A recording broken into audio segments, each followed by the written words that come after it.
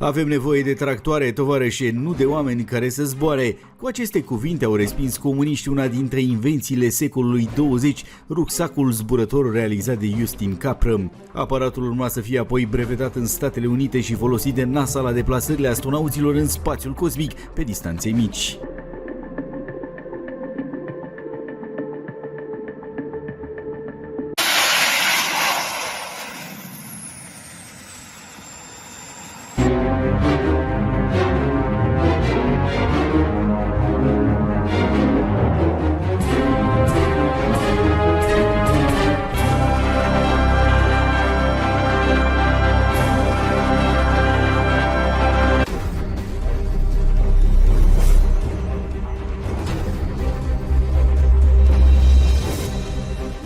Rucsacul zburător sau aparatul portativ pentru zbor individual, așa cum este denumit științific, a fost realizat de celebrul inventator Justin Capră în 1956 împreună cu Ion Munteanu.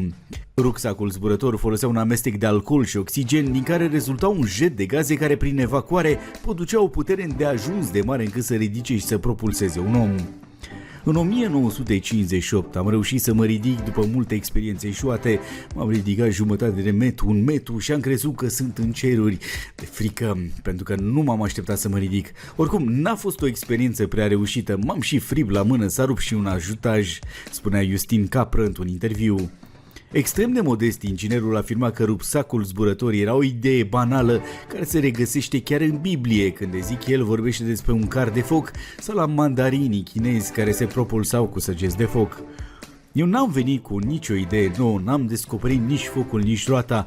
Toată lumea zice că am propulsat un om în spațiu, dar nu sunt eu singurul, spunea inventatorul. A fost ideea de zbor de eliberare din această claustrare. Eu întotdeauna am fost speriat și am vrut libertate. Libertate înseamnă automobil, avion, mai ales în regimul comunist când nu aveai voie să sufli, să miști.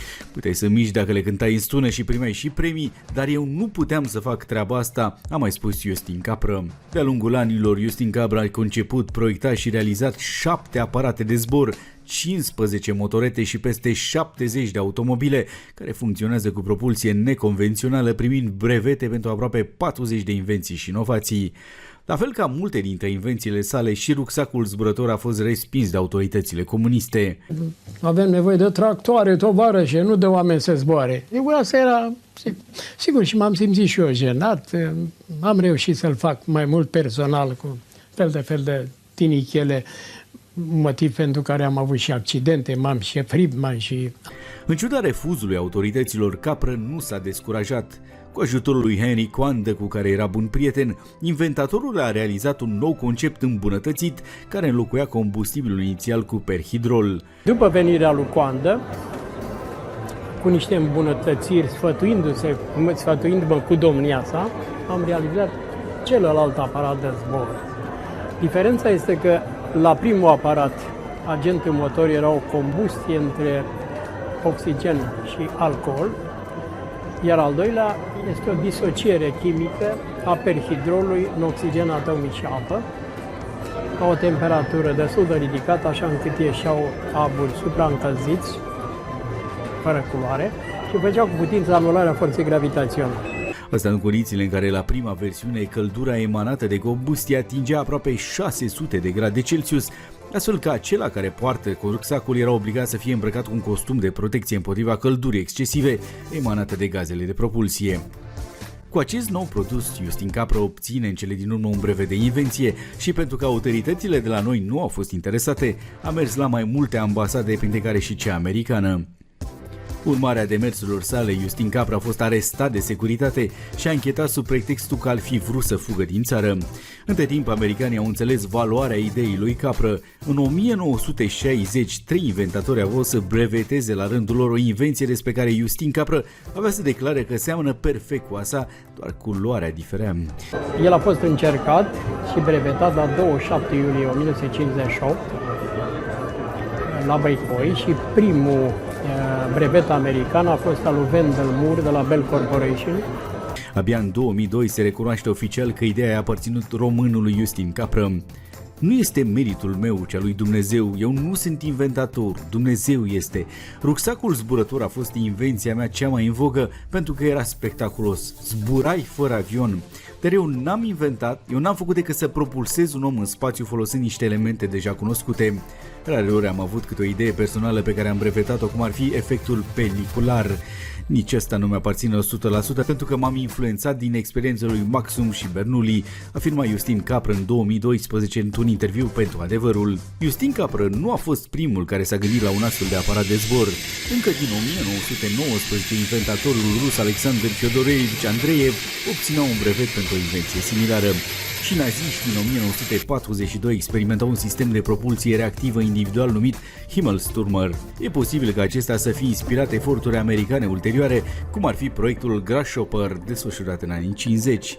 Cert este că armata americană a dezvoltat proiectul Small Rocket Lift Device, care a dus la primul zbor independent cu un aparat dezvoltat de echipa lui Wendell Moore pe 20 aprilie 1961. Justin Capră a murit pe 19 ianuarie 2015 la vârsta de 82 de ani la Spitalul Județean de Urgență din Ploiești, fără să-și vadă invenția pusă în practică. Prototipul este în prezent expus la Muzeul Tehnic Dimitrie Leonida din București.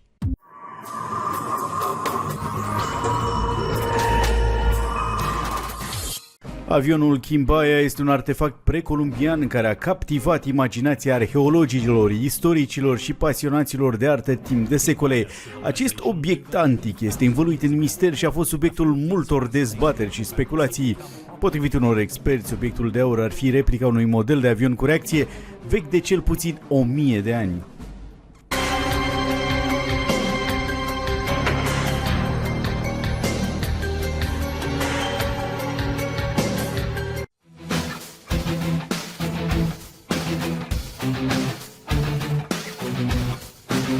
Vorbim despre o sculptură din aur care a fost creată de civilizația Quimbaya, un grup indigen care a trăit în ceea ce este acum Columbia între secolele 1 și 7 după Hristos. Se crede că avionul a fost folosit ca obiect ceremonial, deși scopul și semnificația sa exactă sunt încă subiect de dezbatere între cercetătorii. Sculptura este realizată din aliaj de aur și măsoară 19,5 cm în lungime, 10 cm în lățime și 5 cm în înălțime. Detaliile sale complicate și măestria fină au făcut din ea unul dintre cele mai faimoase și valoroase artefacte din epoca precolumbiană. Avionul Quimbaya a fost descoperit în 1932 de un grup de fermieri care săpau în regiunea Quimbaya, în departamentul Quinquido din Columbia. Fermierii au găsit avionul îngropat într-un mormânt precolumbian împreună cu alte artefacte din aur. Avionul a fost achiziționat ulterior de guvernul columbian și este expus în prezent la Muzeul Aurului din Bogota. Descoperirea avionului Quimbaya a fost un eveniment important în studiul artei și culturii precolumbiene. Detaliile complicate ale sculpturii și măestria fină au oferit o perspectivă asupra tehnicilor avansate folosite de civilizația Quimbaya în metalurgia și arta lor. Quimbaya este o sculptură reprezentând o pasăre sau o insectă stilizată cu un cioc sau o trompă lungă, aripi și o coadă. Obiectul este realizat din aliaj de aur și este gol pe dinăuntru cu o mică deschidere în partea de jos. Sculptura este foarte detaliată cu linii și modele fine care acoperă întreaga suprafață. Există mai multe teorii cu privire la scopul obiectului Quimbaya. O teorie este că a fost folosit ca obiect ceremonial, posibil în ritualuri religioase. Forma sa de pasăre sau de insect a sculpturii ar fi putut fi un simbol al legăturii poporului cu natura și lumea spirituală. O altă teorie este că avionul Quimbaya a fost un instrument de navigație folosit de acest popor pentru a naviga pe râurile și munții din patria lor. În 1954, guvernul columbian a trimis o parte din colecția sa de artefacte din aur din cultura Quimbaya pentru a fi expuse în unele muzee din Statele Unite ale Americii. În timpul expoziției, Emanuel B. Stubbs, unul dintre cei mai importanți bijutieri din America, a fost angajat să facă reproducerea ale pieselor din aur, iar 15 ani mai târziu, una dintre copii a fost livrată spre analiză biologului și cercetătorului Ivan Sanderson, fondatorul Societății pentru Investigarea Inexplicabilor din Statele Unite, pentru a fi analizată. După ce a efectuat o examinare amănunțită a artefactului și s-a consultat cu mai mulți experți în aerodinamică, Sanderson a ajuns la o concluzie incredibilă. Obiectul din aur era un model de avion cu reacție vechi de cel puțin 1000 de ani. Sanderson, dar și alți cercetători precum Arthur Poisler de la Institutul Aeronautic din New York au concluzionat că obiectul nu reprezenta niciun tip cunoscut de animal cu aripi săunătoare, precum pasăre, liliac, insectă sau altceva. De fapt, micul artefact precolumbian are mai degrabă caracteristici mecanice decât biologice. Designerul de avioane Arthur Young a observat că printre cele mai importante caracteristici se număr aripile frontale în formă de deltoid, iar dacă obiectul auriu ar reprezenta un animal zburător, aripile frontale ar fi situate în locul nepotrivit. Ele sunt mai în spatele corpului pentru a se potrivi cu centrul de greutate al unei păsări. Cu toate acestea, aripile se află în locul corect din punct de vedere aerodinamic pentru un avion cu reacție. Pilotul de încercare și expertul în aerodinamică J.K. Ulrich a confirmat analiza și a declarat că forma delta a aripilor din față și conicitatea aerodinamică a fuselajului implică faptul că avionul original era propulsat de un motor cu reacție cu capacitatea de a zbura la viteze supersonice. După ce a examinat fotografiile micului artefact, un alt inginer aeronautic, Adolf Höher, a observat un al treilea indiciu al potențialului de performanță al avionului. În timp ce majoritatea avioanelor moderne au aripi ușor înclinate în sus, doar cele mai puternice avioane au aripi înclinate în jos. Un alt indiciu că artefactul nu reprezintă o pasăre este coada sa. Aceasta are o formă triunghiulară, o suprafață plată și este rigid perpendiculară pe corp. Nici o pasăre sau insectă nu are o coadă verticală ca aceasta. Doar pești au așa ceva asemănător, dar toți au nătătoarea inferioară care servește de contragreutate. În schimb, configurația triunghiulară a cozii artefactului este o caracteristică standard a aeronavelor moderne. În 1994, experții germani în aeromodelism Peter Belting și Konrad Lübers au creat replici cu proporții exacte ale acestor obiecte și le-au echipat cu motoare și o comandă radio. În mod incredibil, au descoperit că aceste păsări de aur erau de fapt capabile să zboare cu ușurință și chiar să efectueze manevre aeriene.